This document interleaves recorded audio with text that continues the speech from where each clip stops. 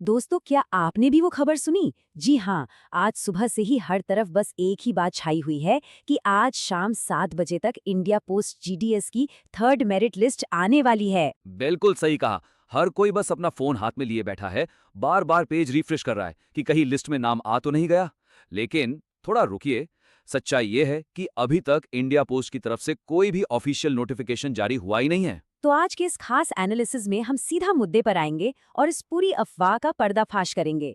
जानेंगे कि आखिर सच क्या है और फिक्शन क्या है। तो सबसे बड़ा सवाल जो सबके मन में घूम रहा है, क्या सच में ये लिस्ट आज शाम 7 बजे रिलीज हो रही है?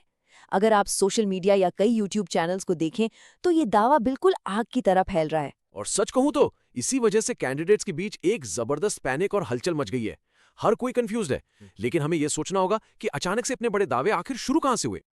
अब देखिए, ये अफवाहें ऐसे ही हवा में नहीं बन जाती।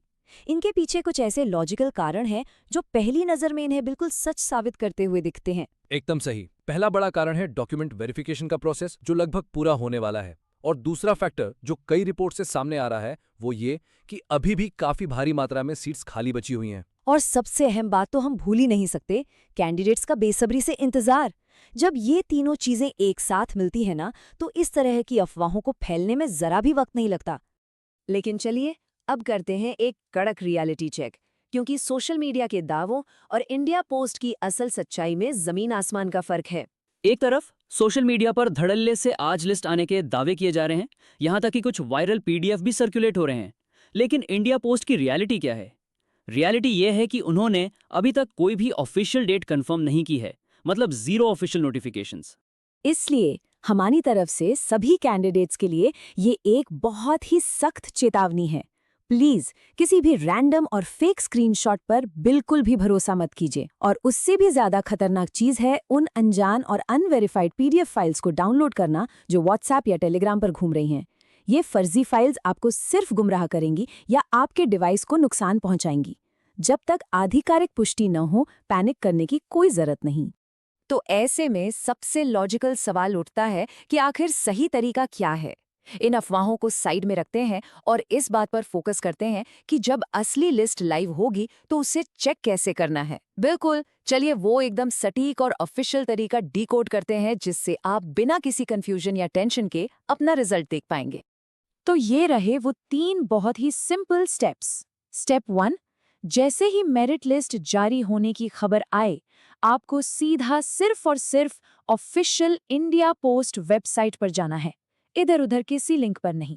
स्टेप 2, वेबसाइट पर जाने के बाद आपको अपने स्पेसिफिक स्टेट यानी अपने राज्य की पीडीएफ फाइल को ही डाउनलोड करना है। और फाइनली स्टेप 3, उस पीडीएफ को ओपन करें और उसमें अपना रजिस्ट्रेशन नंबर या अपना नाम सर्च करें।